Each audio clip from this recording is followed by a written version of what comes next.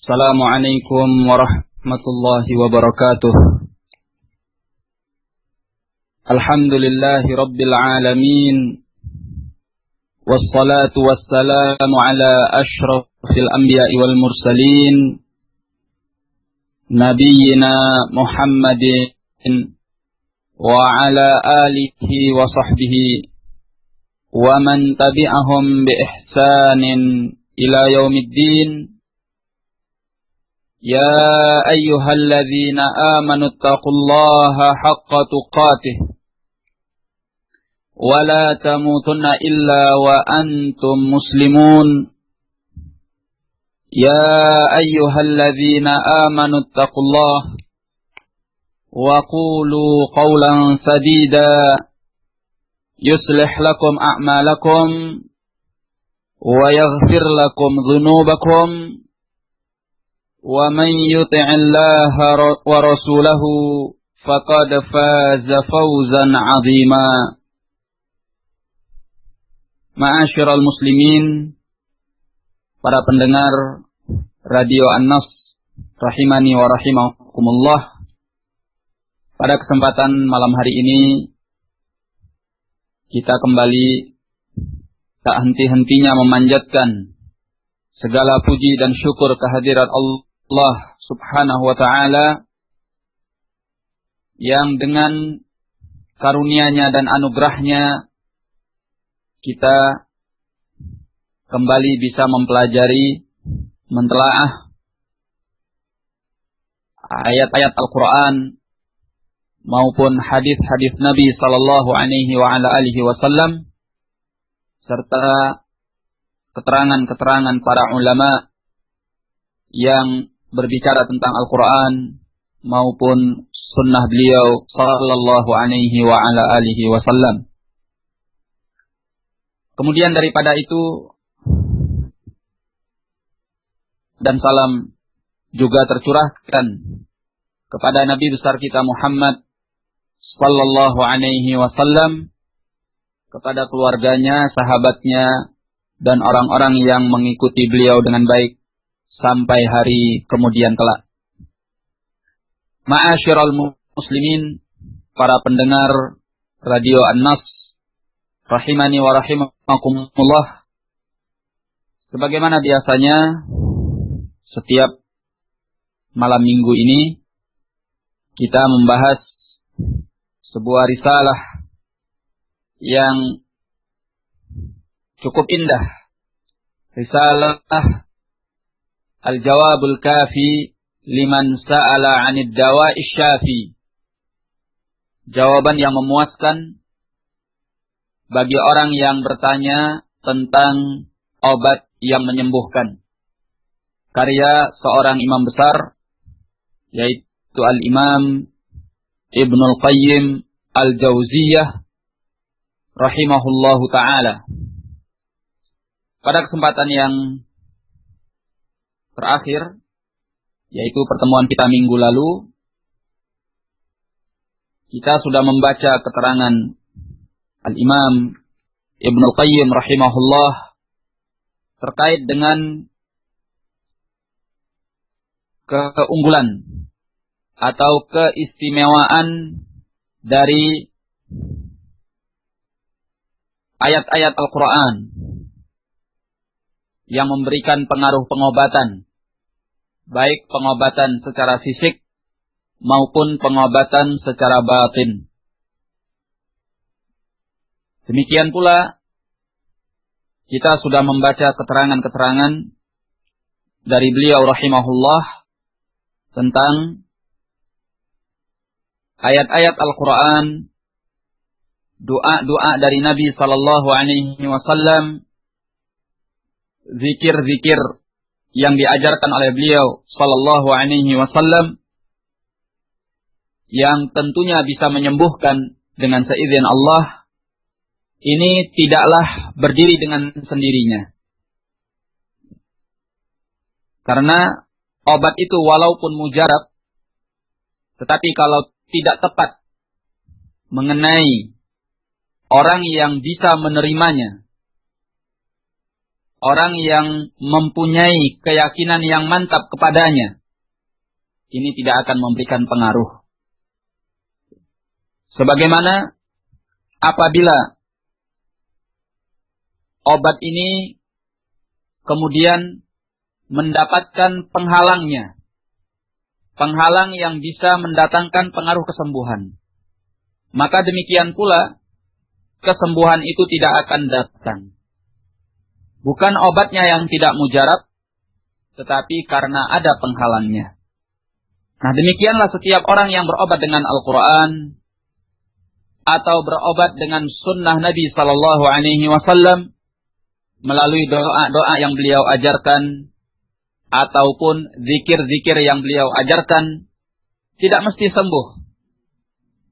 Karena ada faktor-faktor yang telah disebutkan tadi. Mungkin terjadi pada orang yang kurang keyakinannya, sehingga dia tidak menerima pengaruh bacaan Al-Quran atau pengaruh bacaan doa dan zikir yang diajarkan oleh Nabi Sallallahu Alaihi Wasallam itu pada dirinya. Atau karena ada penghalang yang merintangi, yang menjauhkannya daripada kesembuhannya. Ini semua adalah perkara yang mujarrab, perkara yang sesuai dengan realita dan dialami oleh banyak orang yang berobat dengan Al-Quran ataupun dengan sunnah Nabi Sallallahu Alaihi Wasallam. Sebagaimana hal ini juga terjadi pada orang-orang yang berobat dengan obat-obat medis, obat-obat kesehatan yang dikonsumsi secara fisik. Tidak semua orang yang diberi obat oleh dokter, dia akan sembuh. Karena seperti itu pula, obat yang diberikan oleh dokter, kalau tidak pas dengan orang yang menerimanya, maka tidak akan sembuh. Atau ada penghalang yang menghalangi kesembuhannya, juga dia tidak akan sembuh. Maka perumpamaannya seperti itu. Oleh karenanya, bagi orang-orang yang berobat dengan Al-Quran, baik obat dari penyakit fisik ataupun obat dari penyakit batin, demikian pula yang berobat dengan sunnah Nabi Sallallahu Alaihi Wasallam melalui doa maupun zikir yang diajarkan oleh beliau alaihi salatu wassalam, haruslah mengingat hal-hal yang telah disebutkan ini. Yang pertama yaitu hendaknya dia mempersiapkan diri. Mempersiapkan diri untuk bisa mendapatkan pengaruh dari pengobatan tersebut. Mendapatkan pengaruh dari bacaan Al-Quran. Mendapatkan pengaruh dari zikir dan doa yang diajarkan oleh Nabi Sallallahu Alaihi Wasallam. Bagaimana caranya? Dengan mempertebal keyakinan. Memperkuat kepercayaan kepada janji-janji Allah Subhanahu wa ta'ala. Ya. Mempersiapkan jiwa dan hati agar terbuka menerima Al-Quran, menerima sunnah Nabi Sallallahu Alaihi Wasallam, sehingga pengaruhnya besar kepada jiwanya, pengaruhnya besar kepada kesembuhannya. Apabila hal ini terjadi, maka penyakit fisik ataupun penyakit batin itu akan tersembuhkan dengan seizin Allah Subhanahu wa ta'ala. Ini satu. Yang kedua, dia harus menghindarkan penghalang-penghalangnya. Ya. Perkara-perkara kemaksiatan kepada Allah, kedurhakaan kepada Rasulullah sallallahu alaihi wasallam. Ya. Apakah itu perbuatan syirik, perbuatan mengada-ngada di dalam agama, perbuatan kemaksiatan, itu semua adalah penghalang-penghalang yang bisa mempengaruhi penyembuhan dengan Al-Quran ataupun dengan sunnah Nabi Sallallahu Alaihi Wasallam. Barakallahu fikum. Maka untuk mempersingkat waktu, kita segera saja akan membaca kelanjutan dari keterangan Ibnul Qayyim rahimahullah di dalam risalah ini, Al-Jawabul Kafi liman sa'ala 'anid dawa asy-syafi. Berkata Ibnul Qayyim rahimahullah, wa kadzalika ad-du'a fa innahu min aqwal asbab fi daf'il makruh wa husulil matlub, walakin qad yatakhallafu atharuhu anhu imma li dha'fihi fi nafsihi bi an yakuna du'aan la yuhibbuhu Allah lima fihi min al-'udwan, wa imma li dha'fil qalbi wa 'adami iqbalihi 'ala Allah wa jam'iyyatihi 'alayhi waqt ad-du'a, fayakunu bimanzilatil qawsi ar-rakhwi jiddan, fa inna as-sahma yakhruju minhu khurujan dha'ifan, wa imma li husulil mani' min al-ijabah min aqlil haram wa raynidh dhunubi 'ala al-qulub wa istila'il ghaflati wasyahwati wal-lahwi wa ghalabatiha 'alayha, kama fi mustadrakil hakim min hadithi Abi Hurairah radhiyallahu anhu 'anin nabiy sallallahu alaihi wasallam qala ud'u Allah wa antum muqinuna bil ijabah. Kata Ibnul Qayyim rahimahullah, dan demikian pula doa. Artinya perihal doa itu sama dengan ayat-ayat Al-Quran ataupun zikir-zikir yang diajarkan oleh Nabi Sallallahu Alaihi Wasallam di dalam menyembuhkan. Ya. Doa juga seperti itu. Fa innahu min aqwal asbabi fi daf'il makruh. Karena sesungguhnya doa itu termasuk sebab yang paling kuat di dalam menolak perkara yang tidak kita sukai. Wa husulil matlub, dan termasuk sebab yang paling kuat di dalam menggapai perkara yang kita inginkan. Ya. Kalau kita ingin sesuatu, termasuk sebab yang paling kuat untuk bisa menggapainya adalah doa. Demikian pula kalau kita ingin menghindarkan sesuatu, termasuk sebab yang paling kuat untuk bisa menolaknya adalah doa. Tetapi, kata beliau, walakin qad yatakhallafu atharuhu anhu. Akan tetapi pengaruh doa itu bisa terhalangi daripada doa tersebut. Imma li dha'fihi fi nafsihi. Bisa jadi karena lemahnya kekuatan doa itu di dalam dirinya. Nah, jadi doa itu sendiri adalah doa yang tidak punya kekuatan sehingga tidak memberikan pengaruh. Maksudnya tidak punya kekuatan, kata beliau, bi ayyakuna du'aan la yuhibbuhullah. Ya. Seperti doa yang memang tidak dicintai oleh Allah Azza wa Jalla. Ya. Kalau doa itu tidak dicintai oleh Allah, mengandung hal-hal yang tidak disenangi oleh Allah, maka doa itu tidak akan memberikan pengaruhnya. Walaupun kita berdoa sehebat apapun kepada Allah Azza wa Jalla, maka tidak akan ada pengaruhnya. Ya. Bagaimana doa yang tidak dicintai oleh Allah itu? Kata beliau, lima fihi minal udwan. Karena di dalamnya terdapat permusuhan. Doa yang mengandung permusuhan kepada manusia. Ya. Wa imma li dha'fil qalbi. Dan bisa jadi pula karena di dalamnya terdapat kelemahan hati. Wa adami iqbalihi 'ala Allah wa jam'iyyatihi 'alaihi waqt ad-du'a.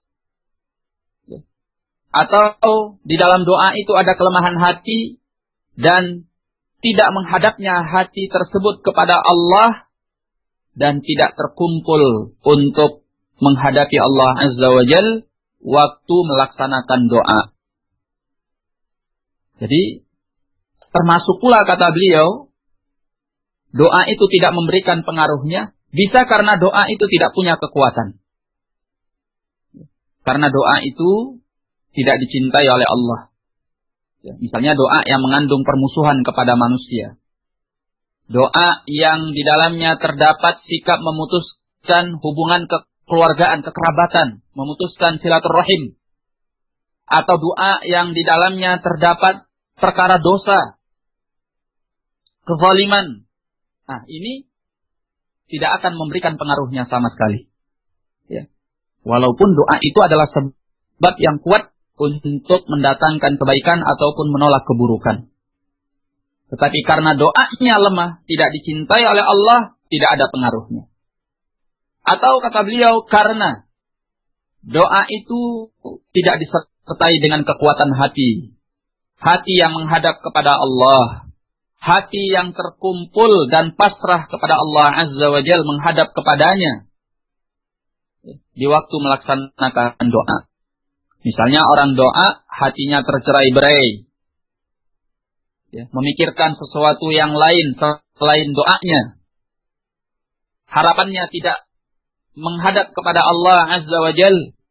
Pikirannya tidak konsentrasi untuk menuju Allah. Maka doa itu tidak memberikan pengaruhnya. Ya. Maka orang yang berdoa, apabila doanya demikian, doa itu tidak akan terkabulkan. Sehingga tidak ada pengaruhnya. Maka kata beliau, فَيَكُونُ بِمَنْزِلَةِ الْقَوْسِ الرَّخْوِ جِدًّا. Maka doa yang demikian itu laksana busur panah yang sangat lentur sekali. Busur panah yang sangat lentur sekali. Yakni yang tidak kokoh, yang tidak kencang. Fa inna sahma yakhruju minhu khurujan dha'ifan. Karena anak panah itu akan melesat dari busur panah itu dengan lesatan yang lemah. Karena busurnya tidak kokoh, tidak kuat, tidak kencang. Ya. Maka ketika dilepaskan anak panah dari busur yang demikian, lesatan anak panah itu tidak kuat juga. Lesatan anak panah itu akan lemah sehingga tidak mencapai pada titik sasarannya. Itu yang dimaksud oleh beliau. Maka demikian pula doa. Ya. Doanya kalau lemah, ya. Imma lemahnya itu karena doa tersebut tidak dicintai oleh Allah, atau karena memang hati yang tidak menghadap kepada Allah, yang tidak terkumpul menuju Allah di waktu melaksanakan doa, maka doa yang dibaca pun tidak sampai kepada sasarannya. Akhirnya doa yang demikian tidak memberikan pengaruh sama sekali. Nah, kemudian kata beliau, wa imma lihusulil mani' minal ijabah, atau karena adanya penghalang dari pengkabulan doa. Min aklil haram wa raini dzunubi 'alal qulub, seperti memakan yang haram atau ada kotoran-kotoran dosa di dalam hati. Wastila'il ghaflati wasyahwati wallahwati wa ghalabatiha 'alaiha, dan juga ada kelalaian syahwat, kelengahan yang menguasai hati, ya, menguasai hati dan mengalahkan hati, sehingga doa itu terhalangi dari dikabulkan. Nah, maka orang yang berdoa supaya doanya mendapatkan pengaruh, doanya melahirkan kekuatan yang bisa mendatangkan apa yang dia inginkan atau menolak apa yang dia takutkan, ada beberapa hal yang harus dijaga oleh orang yang berdoa. Pertama, hendaknya doa itu tidak mengandung perkara yang dibenci oleh Allah Azza wa Jalla. Ya. Doa yang tidak mengandung perkara yang dibenci oleh Allah Azza wa Jalla. Jangan sampai di dalamnya ada perbuatan dosa. Jangan ada sampai di dalamnya kezaliman, ya, permusuhan, ya, atau meminta sesuatu yang bukan haknya. Nah, demikian pula hal yang kedua yang harus dijaga oleh orang yang berdoa, hendaknya hatinya menghadap kepada Allah, menuju kepada Allah dengan penuh konsentrasi, meminta kepada Allah Subhanahu wa ta'ala dengan penuh harapan dan rasa cemas. Demikian pula hendaknya dia menghindarkan perkara-perkara yang bisa menghalangi doa tersebut dikabulkan oleh Allah Azza wa Jalla. Apa saja penghalang-penghalangnya itu? Penghalang-penghalangnya adalah perbuatan-perbuatan dosa yang dilakukannya. Makan dari makanan yang haram, minum dari minuman yang haram, berpakaian dari pakaian yang haram, mendapatkan asupan makanan dari sesuatu yang haram, maka itu bisa menghalangi doa. Doa itu tidak akan sampai kepada Allah Subhanahu wa ta'ala.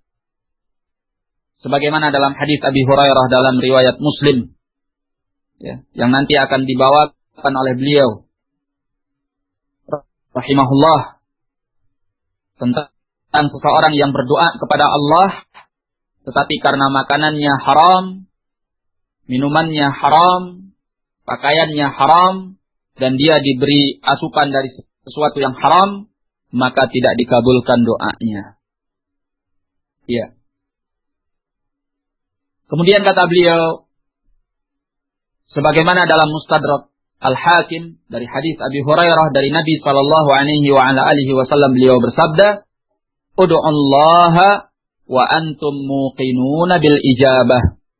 Berdoalah kalian kepada Allah dalam keadaan kalian yakin doa kalian akan dikabulkan oleh Allah Azza wa Jalla. Jadi kita berdoa kepada Allah, hati kita harus yakin bahwa doa kita akan dikabulkan oleh Allah Subhanahu wa ta'ala.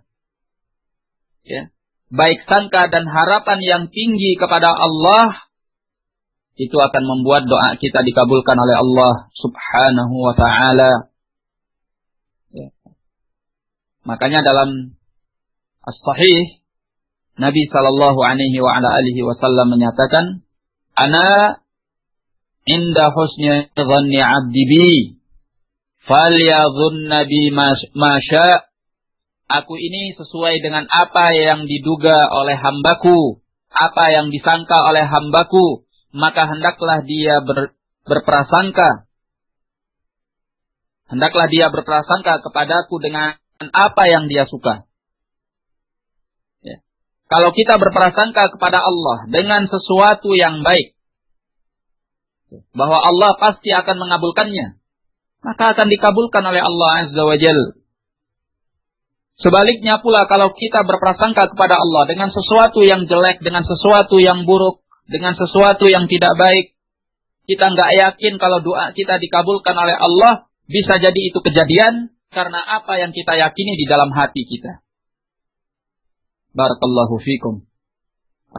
Oleh karena itu, ini hal yang penting. Berdoa dalam keadaan meyakini. Ya, ini hal yang ketiga yang perlu kita tambahkan. Berdoa dalam keadaan hati kita meyakini bahwa doa kita akan dikabulkan oleh Allah Subhanahu wa ta'ala. Nah, maka doa kita itu akan memberikan pengaruhnya. Ya, akan memberikan pengaruhnya. Kemudian kata beliau, "Wa a'lamu anna Allah la yaqbalu du'aan min qalbin ghafilin lahin." Ketahuilah bahwasanya Allah tidak akan menerima doa dari hati yang lalai dan lengah. Ya. Makanya dalam berdoa, hatinya yang harus yakin akan dikabulkan oleh Allah. dalam keadaan menghadap dan menuju kepada Allah, konsentrasi untuk meminta kepada Allah Azza wa Jal, bukan dalam keadaan lalai dan lengah. Makanya dalam hadis tadi telah disebutkan wa antum muqinuna bil ijabah, dan kalian dalam keadaan yakin.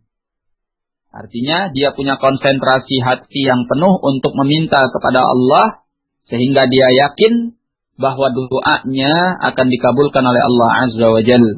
Ya, bukan dalam keadaan lalai dan lengah. Nah, fahadha dawa'un nafi'un muzilun lidda'. Maka ini adalah obat yang bermanfaat yang bisa menghilangkan penyakit. Jadi di antara obat yang sangat mujarab itu adalah ayat-ayat Al-Quran. Kemudian zikir-zikir yang diajarkan oleh Nabi Sallallahu Alaihi Wasallam. Selanjutnya adalah doa yang dipanjatkan kepada Allah Subhanahu wa ta'ala. Ini bisa menghilangkan penyakit. Kemudian kata beliau, walakin ghaflatul qalbi 'anillahi tubtilu quwwatah. Akan tetapi kelalaian hati daripada Allah akan melenyapkan, akan meluluh lantakkan kekuatannya. Hati yang lalai, hati yang tidak menghadap dan menuju kepada Allah, tidak konsentrasi di dalam meminta kepada Allah. Ya. Hati yang ghafil, lahin. Ini akan menjauhkan seseorang dari mendapatkan pengaruhnya. Termasuk demikian pula ketika berobat dengan Al-Quran, membaca ayat Al-Quran, membaca zikir yang diajarkan oleh Nabi Sallallahu Alaihi Wasallam. Hati kita tidak boleh dalam keadaan lalai. Hati kita haruslah dalam keadaan konsentrasi penuh ibadah kepada Allah dengan membaca ayat tersebut atau membaca zikir yang diajarkan oleh Nabi Sallallahu Alaihi Wasallam. Ya. Dan yakin bahwa Allah pastilah akan mendatangkan kesembuhannya. Ini akan mendatangkan pengaruh penyembuhan. Ya. Hati yang lalai bisa menghilangkan kekuatan dari ayat yang kita baca, atau zikir yang kita baca, atau doa yang kita panjatkan. Kemudian kata beliau, wa kadzalika aqlul harami yubtilu quwwatahu wa yudha'ifuha. Demikian pula memakan yang haram. Memakan yang haram itu bisa membatalkan, membinasakan kekuatannya. Wa yudha'ifuha, dan juga bisa melemahkannya. Kama fi sahih Muslimin hadithi Abi Hurairah radhiyallahu anhu qala. Sebagaimana di dalam sahih Muslim dari hadis Abi Hurairah radhiyallahu anhu, beliau berkata, qala Rasulullah sallallahu alaihi wasallam. Bersabda Rasulullah sallallahu alaihi wasallam, ayyuhan nas, wahai segenap manusia, innallaha thayyibun la yaqbalu illa thayyiba. Sesungguhnya Allah itu adalah zat yang maha baik dan tidak menerima kecuali yang baik pula. Wa innallaha amaral mu'minina bima amara bihil mursalin. Dan sesungguhnya Allah itu memerintahkan kepada orang-orang yang beriman apa yang Allah perintahkan kepada para rasul, orang-orang yang diutus oleh Allah Azza wa Jalla. Faqala, maka Allah berfirman, ya ayyuhar rusul, kulu minat tayyibati wa'malu salihah, inni bima ta'maluna alim. Maka beliau membacakan, wahai segenap rasul, makanlah dari hal-hal yang baik dan beramallah dengan amalan yang saleh. Sesungguhnya aku maha mengetahui terhadap apa yang kalian kerjakan. Al-Mu'minun ayat yang ke-51. Wa qala, dan Allah juga berfirman, ya ayyuhalladzina amanu kulu min thayyibati ma razaqnakum. Wahai orang-orang yang beriman, makanlah dari rezeki-rezeki yang baik yang telah kami berikan kepada kalian. Ya, subhanallah. Apa yang Allah perintahkan kepada orang-orang yang beriman persis sama seperti apa yang Allah perintahkan kepada para rasul. Tatkala para rasul itu diperintahkan oleh Allah untuk makan dari makanan-makanan yang baik, maka demikian pula telah Allah perintahkan kepada orang-orang yang beriman untuk makan makanan-makanan yang baik sebagaimana para rasul. Ya. Ayat tadi Al-Baqarah ayat 172. Thumma kemudian dzakarar rajula yutilus safara asy'ata aghbara. Kemudian beliau menyebutkan tentang seseorang yang telah berjalan jauh, telah lama waktu safarnya. Asy'ata aghbara, dalam keadaan kusut masai dan berdebu. Bima yamuddu yadayhi ila sama, yamuddu yadayhi ila sama, dia membentangkan kedua tangannya ke arah langit. Mengangkat kedua tangannya ke arah langit. Dan dia mengatakan, Ya Rabbi, wahai Rabbku, wa mat'amuhu haram, wa mashrabuhu haram, wa malbasuhu haram, wa ghudhiya bil haram, fa anna yustajabu lidzalik. Sementara kata Nabi alaihi salatu wassalam, makanannya haram, minumannya haram, pakaiannya haram, dan dia diberi asupan dengan yang haram, maka bagaimana akan dikabulkan doanya itu? Naam, subhanallah. Inilah penghalang-penghalang doa, makanan yang haram, minuman yang haram, pakaian yang haram, diberi asupan dengan yang haram. Walaupun dia meminta kepada Allah dengan berulang-ulang kali, dengan mendesak, dan dengan mengucapkan rububiyah Allah, sifat kemuliaan Allah Azza wa Jal, Ya Rabbi, tapi tidak akan dikabulkan oleh Allah Subhanahu wa Ta'ala. Ini yang kita khawatirkan. Bagaimana wahai kaum muslimin, doa kita akan dikabulkan oleh Allah kalau kita masih bermuamalah dengan perkara-perkara riba. Setiap harinya kita makan, sumber rezeki kita itu kita dapatkan dari riba. Ya, demikian pula kita minum, sumbernya dari harta kita yang riba. Kita berpakaian, belanja dari sesuatu yang kita dapatkan dari sumber yang riba. Maka bagaimana Allah Subhanahu wa Ta'ala akan mengabulkan doa kita? Tidakkah kita takut kalau doa kita sudah tidak lagi didengar oleh Allah Azza wa Jalla? Apa yang bisa kita harapkan? Ya. Kalau kita tidak lagi dibantu, ditolong, dimudahkan, diselamatkan, diluruskan jalan hidupnya oleh Allah, apa yang kita harapkan ketika doa kita sudah tidak lagi didengar oleh Allah Subhanahu wa Ta'ala? Padahal doa itu adalah silahul mu'min, senjatanya orang-orang yang beriman. Ya. Ketika dia mengharapkan sesuatu yang ingin dia gapai, maka hanya doa yang bisa melancarkan urusannya. Ya. Ketika dia ingin terhindar dari mara bahaya yang sedang mengancamnya, maka doa yang bisa memberikan perlindungan kepadanya dengan seizin Allah Azza wa Jalla. Kita ini adalah makhluk yang lemah. Kita tidak akan ada apa-apanya dan bukan siapa-siapa tanpa kekuatan dari Allah Azza wa Jalla dan pertolongannya.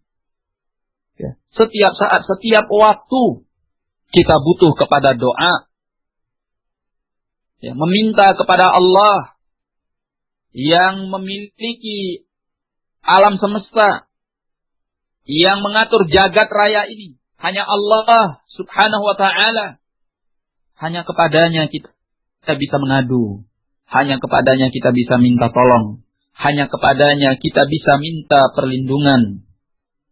Bayangkan jikalau seandainya Allah Subhanahu wa Ta'ala tidak lagi mendengarkan doa kita. Ya. Maka jadilah kita manusia yang celaka. Oleh karena itu, mencari rezeki dari sesuatu yang halal adalah perkara yang sangat penting dalam hidup kita. Ya, tidak penting banyak, selama itu haram. Ya. Biarlah rezeki itu sedikit asalkan halal. Dan lebih bagus lagi banyak dan juga halal. Ya. Tapi untuk mendapatkan rezeki yang banyak bukan berarti menghalalkan segala cara. Tidak mempedulikan mana yang halal dan mana yang haram. Oleh karenanya, barakallahu fikum, ya, hindarkan diri kita dari sesuatu yang haram. Makanan yang haram, minuman yang haram, pakaian yang haram, mendapat asupan yang haram, ya, hindarkan. Baik, supaya doa kita didengar oleh Allah Subhanahu wa ta'ala. Kemudian disebutkan oleh beliau, wa dzakara Abdullah bin al-Imam Ahmad fi kitab az-Zuhd li Abi. Kemudian Abdullah bin al-Imam Ahmad rahimahumullah menyebutkan di dalam kitab Zuhud karya bapaknya, yaitu karya al-Imam Ahmad, asaba bani Israil bala'un fa kharaju makhrajan fa auha Allahu 'azza wa jalla ila nabiyyihim an akhbirhum annakum fakhrujuna ila as-sa'id bi abdanin najisah wa tarfa'una ilayya akuffan qad safaqtum biha ad-dima wa mala'tum biha buyutakum minal haram al-an hina ishtadda ghadabi 'alaykum wa lan tazdadu minni illa bu'dan. Wa qala Abu Dzar yakfi min ad-du'a ma'al bir ma yakfi at-ta'amu min al-milh. Jadi disebutkan oleh Abdullah bin al-Imam Ahmad rahimahullah di dalam kitab Az-Zuhud karya bapaknya, bahwasanya ada sebuah petaka yang menimpa Bani Israel sehingga mereka keluar di sebuah tempat. Kemudian Allah mewahyukan kepada nabi mereka untuk memberitakan kepada mereka bahwasanya mereka telah keluar ke tanah lapang itu dalam keadaan badan yang bernajis. Ya, badan yang bernajis. Kemudian kata Allah, kalian mengangkat telapak-telapak tangan kalian kepadaku, padahal kalian telah menumpahkan darah dengan telapak-telapak tangan itu. Ya. Dan kalian telah memenuhi rumah kalian dengan hal-hal yang haram dengan menggunakan telapak-telapak tangan itu. Nah, sekarang ketika kemurkaanku sedemikian dahsyat atas kalian, kalian mengangkat kedua telapak tangan itu, ya, maka tidaklah kalian bertambah, melainkan akan bertambah jauh daripadaku.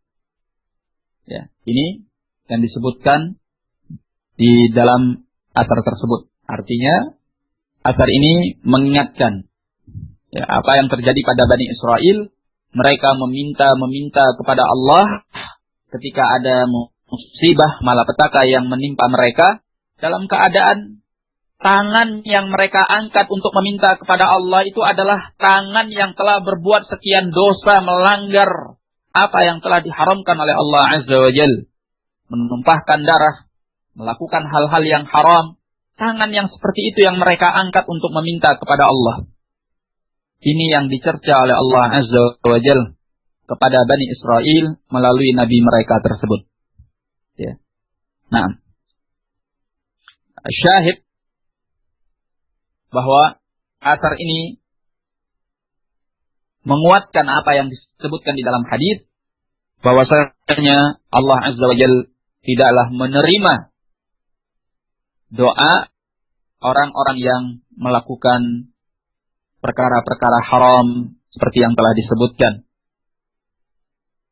Nah, dan Abu Dzar berkata,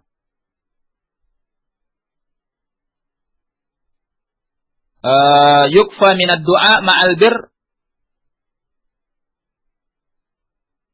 ma yakfi at-ta'amu minal milh.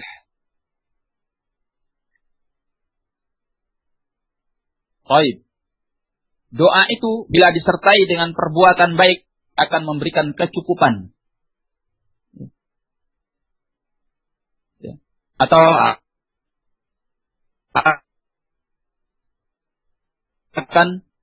akan memberikan kecukupan seperti makanannya dengan adanya garam. Ya, artinya garam bagi makanan itu perkara yang sangat penting. Ya, makanan itu tidak akan berasa kalau tidak ada garamnya. Maka demikian pula doa. Doa itu tidak akan ada artinya kalau tidak disertai dengan perbuatan baik. Ketaatan kepada Allah, ketundukan kepada Allah, menghindarkan hal-hal yang diharamkan oleh Allah. Ya. Maka doa itu akan memberikan pengaruhnya, mendatangkan apa yang kita harapkan dan menghindarkan apa yang kita takutkan. Naam. Ma'asyiral muslimin rahimani wa rahimakumullah. Ya. Jadi doa adalah perkara yang sangat menakjubkan. Ya. Doa itu mampu berbuat sesuatu yang tidak mampu dibuat oleh manusia. Betapa banyak keajaiban-keajaiban. Ya. Kehebatan. Ya. Perkara-perkara yang di luar batas kemampuan manusia biasa, bahkan di luar nalar, terjadi dan terbukti disebabkan apa? Disebabkan karena adanya doa orang yang mengangkat tangan kepada Allah Azza wa Jal, meminta kepada rahmatnya, meminta kepada Allah Subhanahu wa Ta'ala untuk menurunkan rahmatnya. Nah, inilah kehebatan doa. Sehingga kita jangan meremehkan perkara doa. Ya, betapa banyak kelemahan-kelemahan kita, kekurangan-kekurangan kita. Ya, termasuk ketika kita ditimpa oleh penyakit, musibah, petaka, doa adalah jalan keluar yang sangat mujarab, pengobatan yang sangat ampuh. Meminta kepada Allah Subhanahu wa Ta'ala tidak akan pernah merugi orang yang mengangkat kedua tangannya kepada Allah. Oleh karena itu Nabi sallallahu alaihi wasallam dalam hadis yang hasan beliau menyatakan innallaha hayyun karim. Allah itu adalah zat yang pemalu dan pemurah. Yastahi idza rafa'a 'abduhu yadayhi ila as-sama'. Apabila ada seorang hamba mengangkat kedua tangannya ke atas langit, fayarudduhuma sifra khaibatain. Kemudian Allah pulangkan kedua tangannya itu dalam keadaan kosong dan hampa. Ya, Allah malu untuk berbuat yang demikian. Tidak akan merugi orang yang berdoa kepada Allah. Ya. Apalagi doa itu sebagaimana yang dikatakan oleh Nabi Sallallahu Alaihi Wasallam, ad-du'a huwal ibadah. Doa itu adalah ibadah. Doa adalah ibadah. Di dalam doa itu terdapat penghambaan diri yang luar biasa kepada Allah, di mana kita menampakkan kebutuhan kita kepada Allah, kelemahan kita kepada Allah, kekurangan kita kepada Allah, sambil kita menundukkan diri, menunjukkan kehambaan kepada Allah Azza wa Jalla. Ini adalah makna ubudiyah yang sangat luar biasa, sehingga Allah sangat mencintai hamba-hambanya yang berdoa kepadanya. Ya. Hamba-hambanya yang berdoa kepadanya, meminta kepada Allah Azza wa Jalla. Oleh karena itu, Nabi menyatakan ad-du'a huwal ibadah. Doa itu adalah ibadah. Dan orang-orang yang tidak mau berdoa kepada Allah, bahkan dia berdoa kepada yang selainnya, akan dimasukkan ke dalam neraka Jahannam. Innal ladzina yastakbiruna an ibadati sayadkhuluna jahannam dakhirin. Ya, orang-orang yang merasa enggan untuk menghambakan diri kepadaku, maksudnya berdoa kepada Allah, mereka akan masuk ke dalam neraka Jahannam dalam keadaan hina dina. Ya. Dalam hadis Nabi sallallahu alaihi wasallam menyatakan, man lam yas'alillah yaghdab alaih. Barang siapa yang tidak mau minta kepada Allah, Allah murka kepadanya. Ya. Inilah doa, ya, yang mengandung penghambaan diri luar biasa kepada Allah Azza wa Jalla. Di samping kita mendapatkan apa yang kita harapkan, terhindar dari apa yang kita takutkan, doa itu adalah ibadah kepada Allah. Kita menjadi hamba Allah yang dicintai oleh Allah. Kita berharap ketika kita menghadap Allah, kita dimasukkan ke dalam surganya. Karena kita termasuk hamba-hamba Allah yang tunduk kepada Allah Azza wa Jal, di antaranya dengan melakukan doa. Ya. Ma'asyiral muslimin, para pendengar Radio An-Nas, rahimani wa rahimakumullah. Mungkin untuk malam ini kita cukupkan dulu materinya sampai di sini. Kita sudah menyelesaikan beberapa penggalan dari pembahasan Ibnul Qayyim rahimahullah dan sudah sampai pada penghujung fasal yang pertama. Sehingga pada pertemuan yang akan datang kita masuk pada fasal yang baru. Wallahu a'lam bissawab. Wabillahi taufiq wal hidayah. Assalamualaikum warahmatullahi wabarakatuh. Waalaikumsalam warahmatullahi wabarakatuh.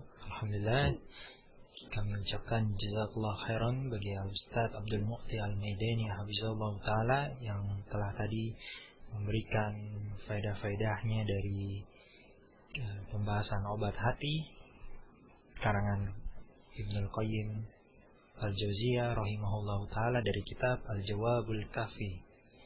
Baiklah bagi para pendengar Al-Jawabul Kafi. Al-Jawabul Kafi. Baiklah bagi para pendengar Anas Radio sekalian, silakan bila ingin mengirimkan pertanyaan seputar materi ataupun di luar materi, silakan mengirimkannya ke email kami di kotaksurat@anasradio.com atau melalui Yahoo Messenger di Anas Radio, bisa juga di PIN BlackBerry 2633310D atau melalui Skype di alamat Anas Radio, dan yang terakhir WhatsApp dengan nomor 0813-178-54974. Jadi Ustaz, ini kebetulan sudah ada pertanyaan yang masuk, cuma mungkin agak menyimpang dari tema Ustaz. Dari Fatimah di Sragen. Ustaz, bagaimanakah hukum arisan itu Ustaz? Silakan.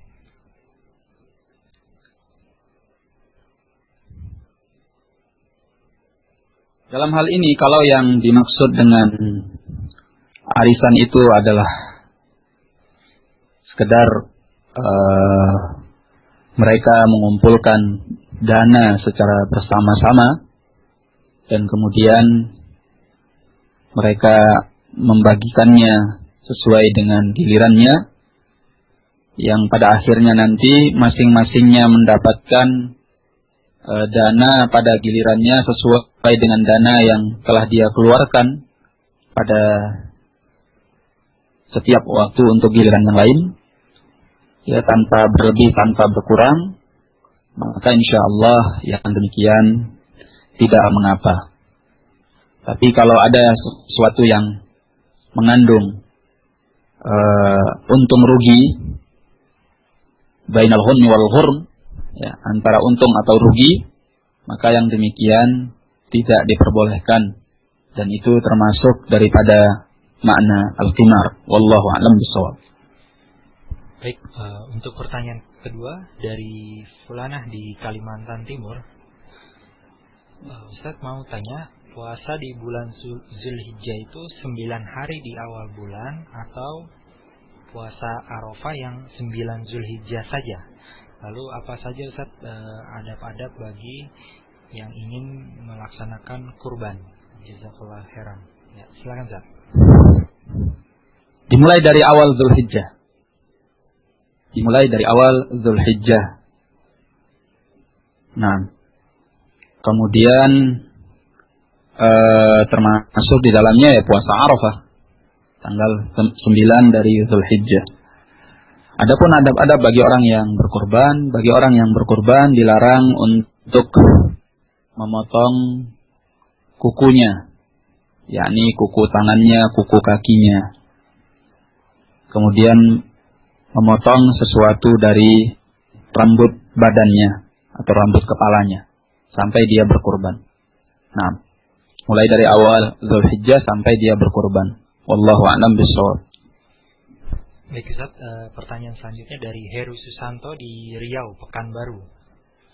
Ustaz, bagaimana cara tetap menjaga ketakwaan kita kepada Allah Azza wa Jalla di zaman saat ini, terutama bagi kaum remaja seperti saya?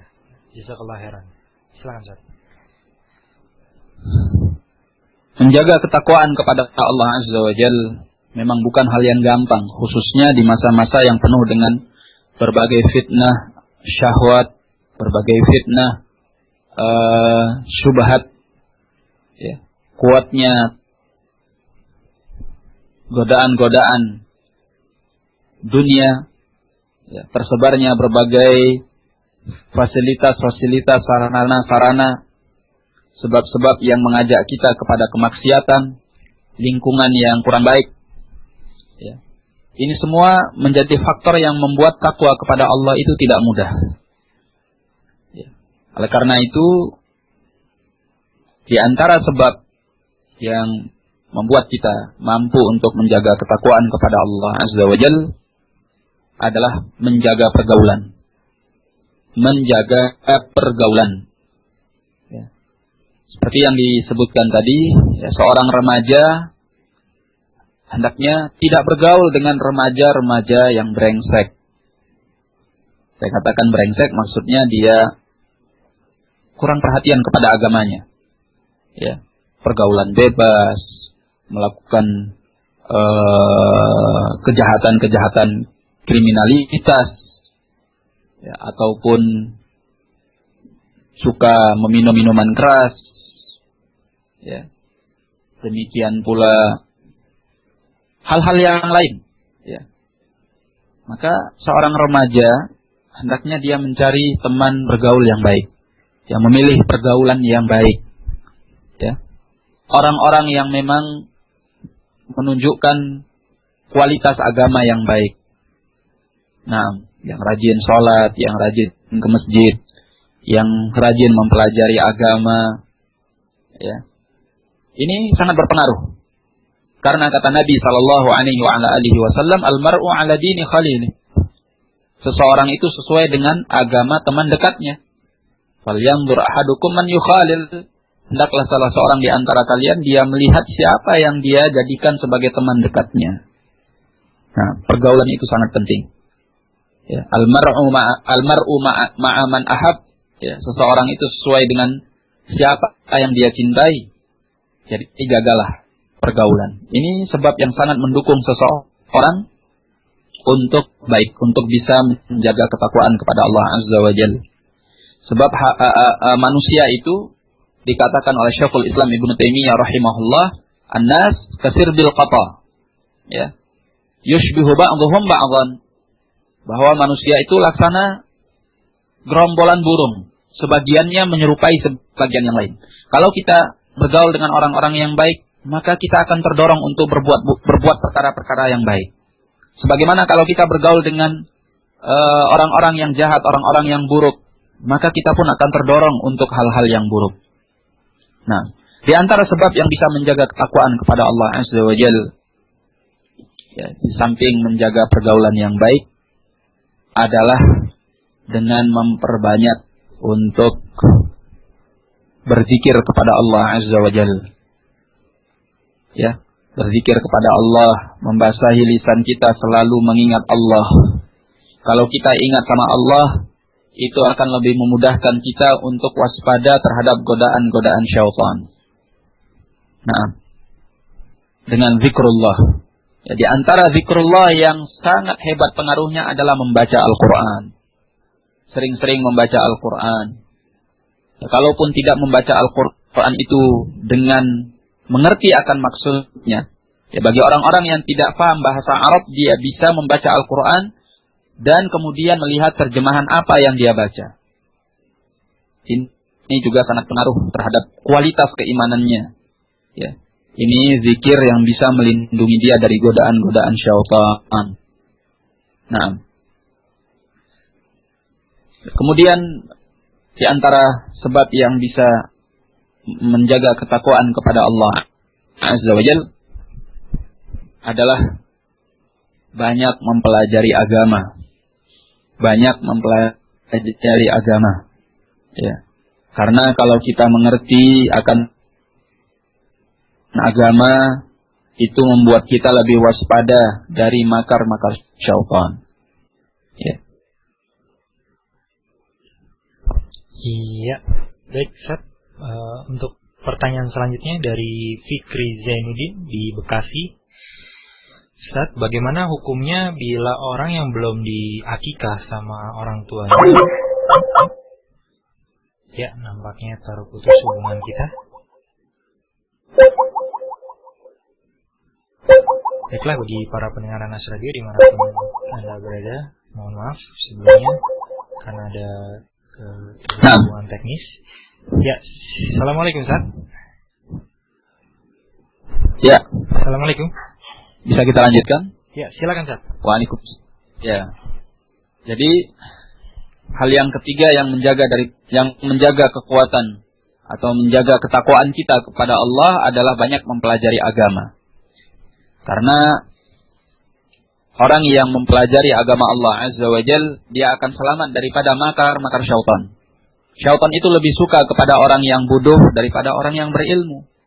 Karena orang yang bodoh gampang disesatkan. Tidak seperti orang yang berilmu.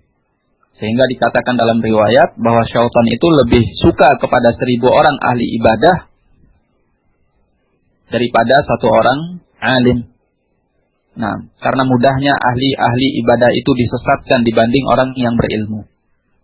Ini beberapa hal yang perlu kita jaga, bisa menghindarkan kita dari perkara-perkara yang membuat kita jatuh ke dalam kemaksiatan kepada Allah Azza wa Jal, dan juga membuat kita bisa mempertahankan ketakwaan kepada Allah. Naam. Wallahu a'lam bishawab. Baik Ustaz, pertanyaan selanjutnya dari Fikri Zainuddin di Bekasi. Bagaimana hukumnya bila orang yang belum diakikah sama orang tuanya kemudian berkurban pada Idul Adha? Apakah harus didahulukan dulu akikah atau tidak mengapa berkurban? Mohon penjelasannya Ustaz. Jazakumullah khairan. Silakan Ustaz.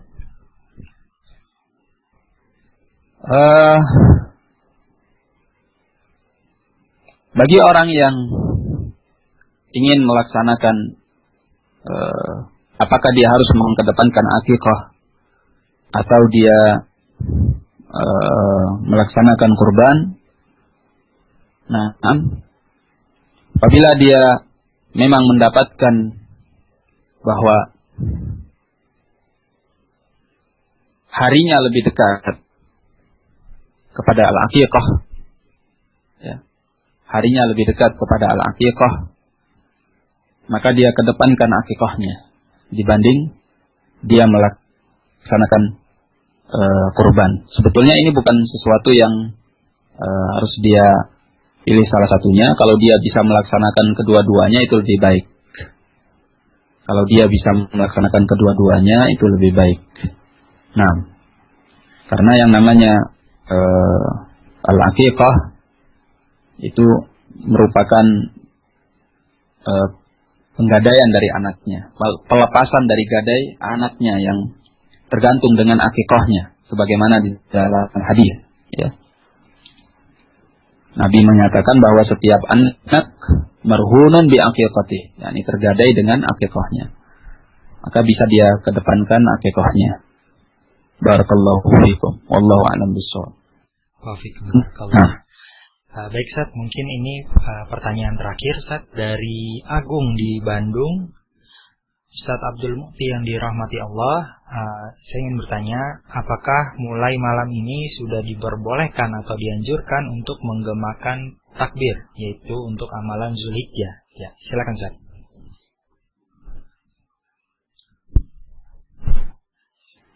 Adapun masalah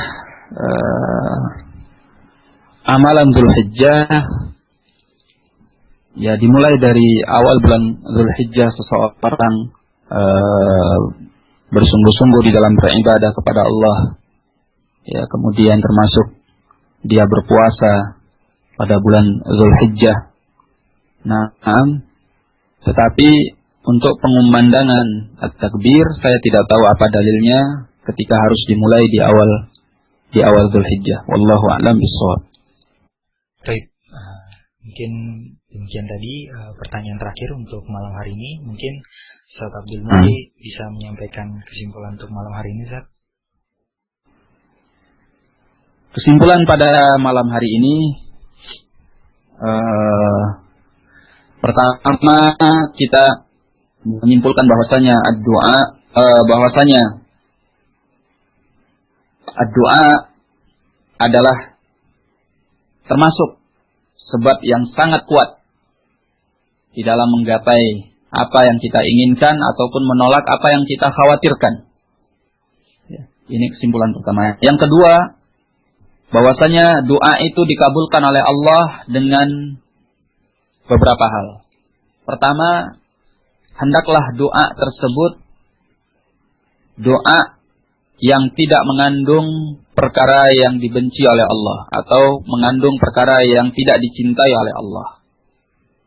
Nah, yang kedua, hendaklah doa itu disertai dengan hati yang kuat yang menghadap kepada Allah dan terkumpul menuju Allah ketika melaksanakan doa. Yang ketiga, hendaklah doa itu dipanjatkan dalam keadaan orang yang memanjatkannya terjauhkan dari hal-hal yang haram, memakan makanan yang haram, minum minuman yang haram, berpakaian dengan sesuatu yang haram dan lain sebagainya, menghindarkan diri dari kotoran-kotoran dosa yang akan mengenai hatinya sehingga doanya akan terhalangi untuk dikabulkan oleh Allah Azza wa Jalla. Nah, kemudian yang keempat, hendaklah doa itu disertai dengan hati yang tidak lalai, tidak lengah, tetapi hati yang konsentrasi tertuju kepada Allah dalam keadaan yakin akan dikabulkan oleh Allah Azza wa Jalla. Nah, ini beberapa hal yang membuat doa itu akan memberi pengaruh dan mendatangkan kemanfaatannya. Ini kesimpulan yang kedua. Kesimpulan yang ketiga bahwasanya perbuatan maksiat itu akan menghalangi doa, punya pengaruh yang jelek kepada diri seorang muslim sehingga doanya bisa tidak dikabulkan oleh Allah Subhanahu wa ta'ala. Ini 3 kesimpulan, wallahu a'lam bishawab. Baik, alhamdulillah demikian tadi paparan dari kesimpulan untuk kajian malam ini. Itu kajian obat hati dari karya Al-Imam Ibnul Qayyim rahimahullah ta'ala dari kitab Al-Jawabul Kafi. Kita ucapkan jazakallah khairan bagi Al-Ustaz Abdul Muti Al-Maidani hafizahullah ta'ala. Insyaallah bagi para pendengar yang mungkin tadi sempat telat mendengarkannya, insyaallah kami Anas Radio akan mengupload rekaman-rekamannya. Bisa mengecek di halaman website kami di annasradio.com atau melalui fanpage di Facebook dengan nama Rekam Annas. Baiklah, sebelum kami akhiri untuk malam hari ini ada beberapa maklumat yang akan kami umumkan, yaitu ini kebetulan masih berhubungan dengan binaan Al-Ustaz Abdul Muti Al-Maidani di Yogyakarta, yaitu Pusat Studi Dakwah Islam Darussalam. Yaitu ini adalah pusat studi dakwah untuk belajar bahasa Arab dan ilmu-ilmu agama lainnya. Insyaallah akan melakukan launchingnya pada tanggal 20 Oktober di Masjid Kampus UGM. Pelaksananya ini metodenya seperti metode kuliah. Jadi sasaran pendidikannya adalah mahasiswa tahun pertama dan kedua yang masih kuliah atau mahasiswa yang simpati dengan dakwah Ahlussunnah. Yang syarat-syaratnya yaitu berusia 17 sampai 20 tahun, lancar membaca Al-Qur'an, tidak bisa membaca kitab Arab sama sekali, berpakaian Islami, tidak merokok dan tidak berpacaran. Target pendidikan yaitu mahasiswa mengetahui prinsip-prinsip akidah Ahlussunnah.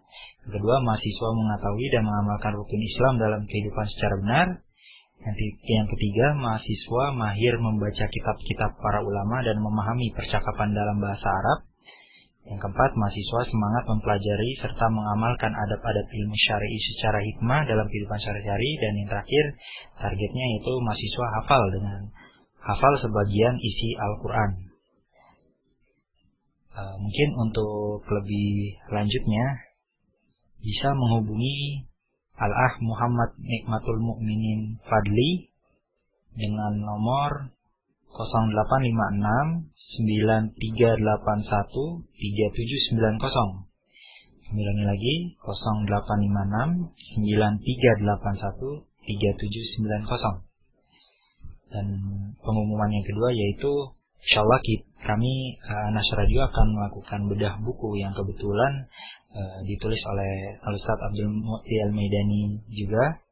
Insyaallah untuk tanggal dan tempatnya serta judul bukunya akan kami infokan di kemudian hari. Jadi nantikan saja infonya. Baiklah, mungkin demikian dulu untuk malam hari ini. Kami mohon maaf bila masih banyak kekurangan yang ada di siaran kami malam hari ini atau sebelum-sebelumnya. Kami akhiri subhanakallahumma wa bihamdika asyhadu an la ilaha illa anta astaghfiruka wa atubu ilaik. Assalamualaikum warahmatullahi wabarakatuh. Waalaikumsalam warahmatullahi wabarakatuh.